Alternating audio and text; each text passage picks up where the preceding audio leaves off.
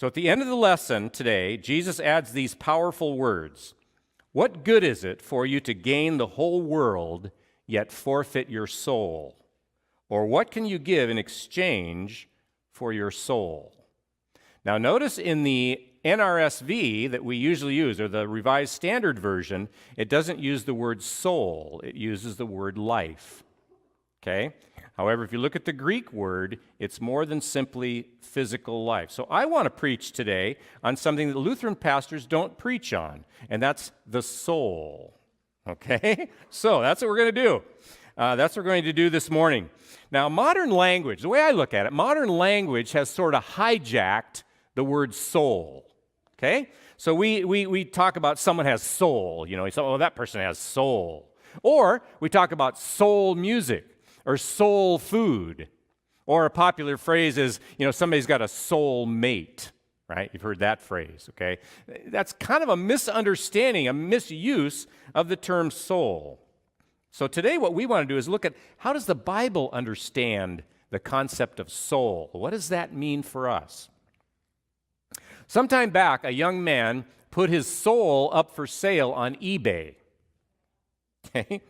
Adam Bertle is a University of Washington student, was a University of Washington student, and he sold his soul for $400 before the listing was removed and he was suspended from the site. But anyway, please realize I make no warranties as to the condition of my soul, he wrote.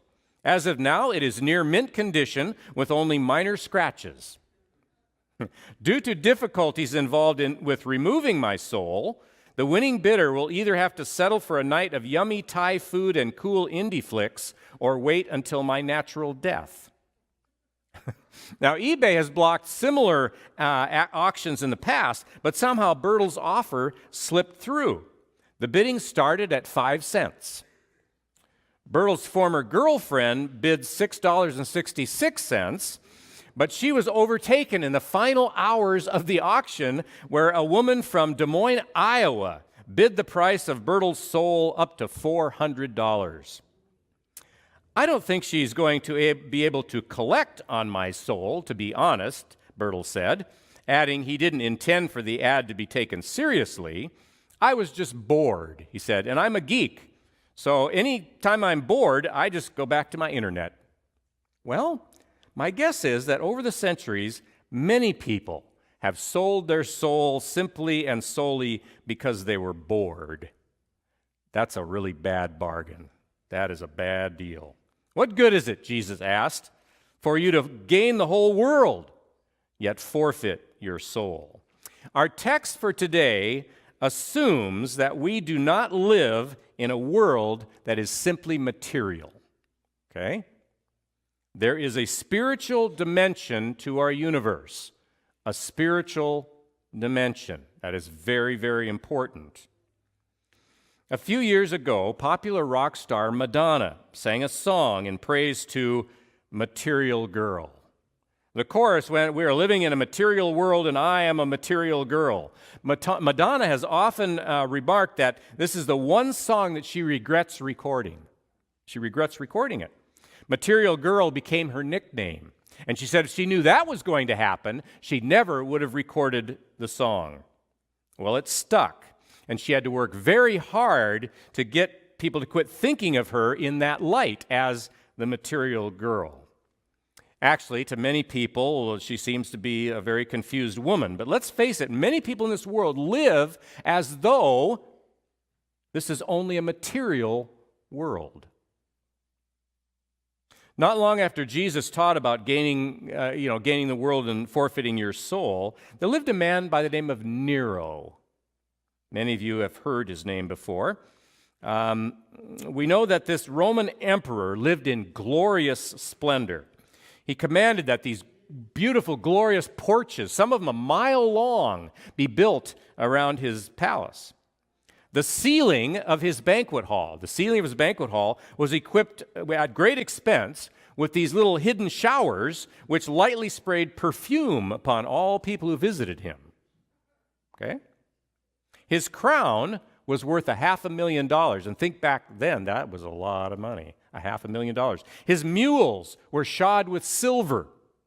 Whenever he traveled, 1,000 chariots accompanied him wherever he went. And he refused to wear the same garment twice, no matter how much it cost or how beautiful it was. He would never wear it twice. Taxing the people unmercifully, he was able to pay extravagant sums of money to anyone who could devise new methods of entertaining him. And yet, with all his riches and splendor, he was a kind of a perverse, gloomy, dissatisfied man. The immense wealth he had amassed could not satisfy his soul. In spite of having every pleasure this world can afford, Nero took his own life. It happens. People seek after wealth, they seek fame, they seek sensual pleasure, they seek every means of escape. But if they don't seek after God, if they live only in a material world, then they miss and they never appreciate the abundant life that Jesus offers to us all. Some of you may know the story of a young man who was born in a log cabin in Oregon.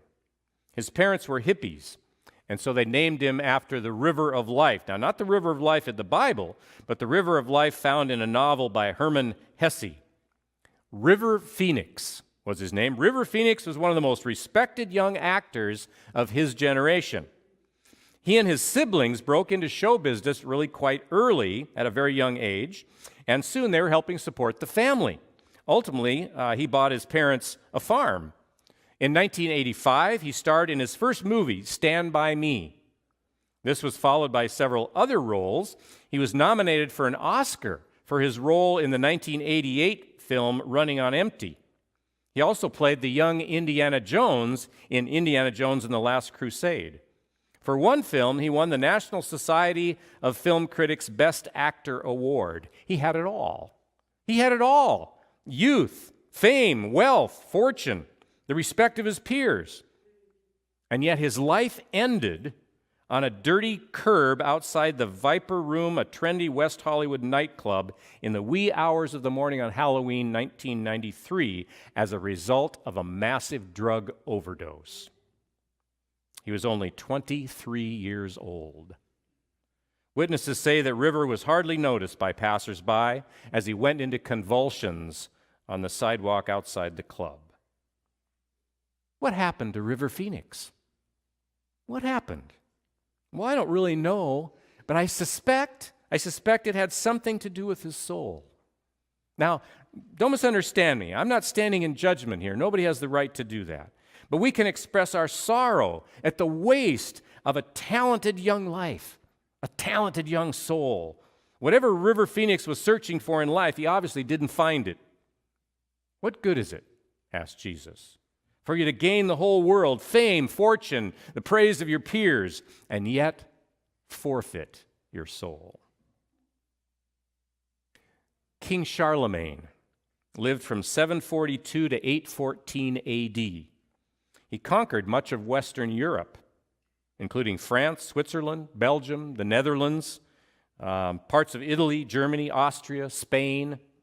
Everywhere Charlemagne's troops went, they spread education and the Christian faith. His rule unified and stabilized much of Europe, making him one of the most powerful rulers who ever lived.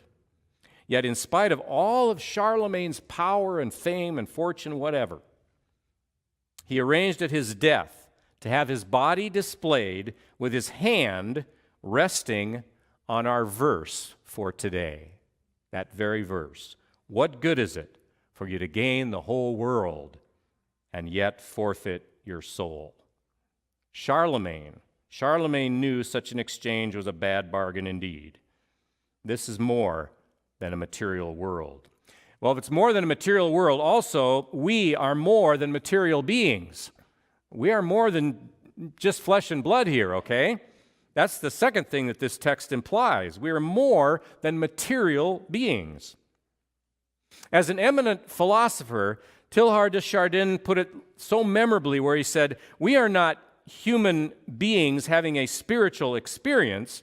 We are spiritual beings having a human experience. Now that sounds a little new age, I admit, but there is a measure of truth in it. We are spiritual beings having a human experience.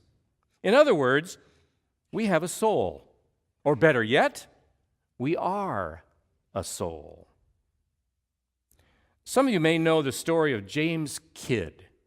James Kidd was a lonely man, lived on the edge of deprivation. He spent most of his life in a rugged copper mining town in Arizona. But Kidd was deeply troubled. On January 2nd, 1946, he sat down and wrote out his will. 4 years later, he disappeared and was never heard from again.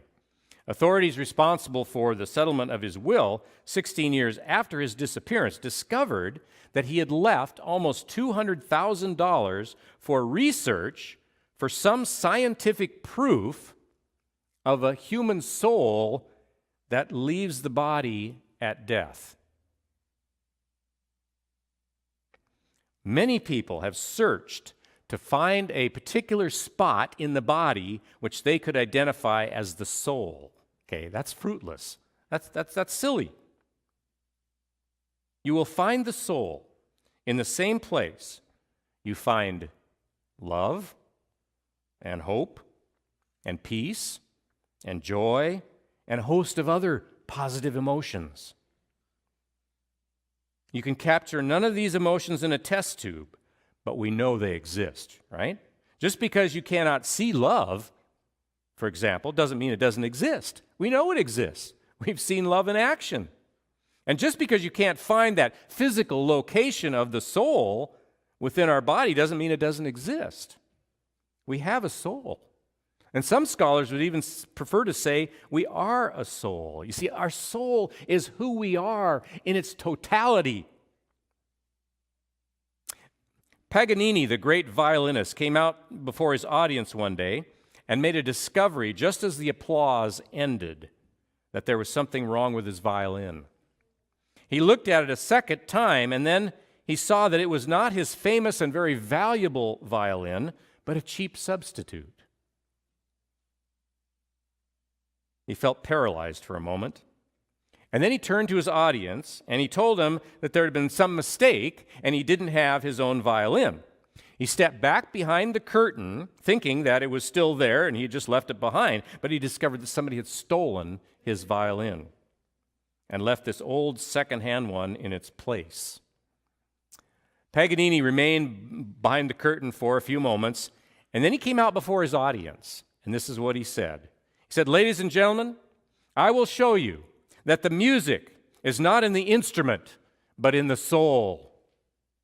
And then he played as he had never played before. And out of that second-hand old instrument, the music poured forth until the audience was enraptured with enthusiasm, and the applause nearly lifted the roof off the building, because the man had revealed to them that the music was not in the machine, but it was in his own soul.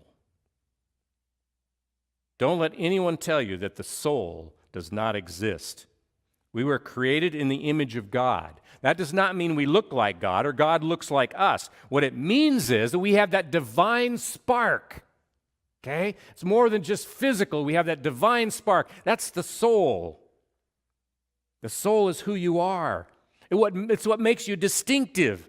It's more than a nose or a mouth or a pair of ears. Trust me on the nose. Okay? You have a distinct personality. Even if we could eliminate all your physical characteristics, you, the real you, still exists. That's what the soul is. Preeminent atomic scientist Dr. Wernher von Braun once spoke these comforting words. He said, Science tells us that nothing in nature, not even the tiniest particle, can ever disappear without a trace. He said, nature does not know extinction. All it knows is transformation. Now, if God applies this fundamental principle to the most minute and insignificant parts of his universe, doesn't it make sense to assume that he also applies it to the masterpiece of his creation, which is the human soul? and everything science has taught me and continues to teach me strengthens my belief in the continuation of our spiritual existence after death. Nothing disappears without a trace.